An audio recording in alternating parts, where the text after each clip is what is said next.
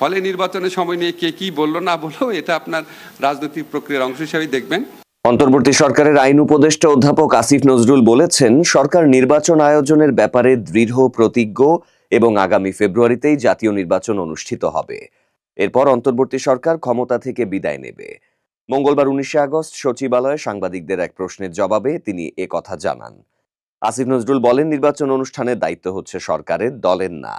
নির্বাচন অনুষ্ঠানে সরকার দৃঢ় প্রতিজ্ঞ।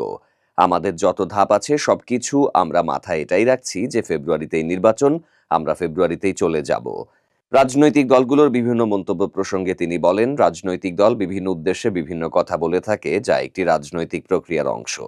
তিনি আরো বলেন, বাংলাদেশে ঐতিহ্যগতভাবে এমন রাজনৈতিক কথাবার্তা হতো, এখনো ঠিক সেভাবেই হচ্ছে।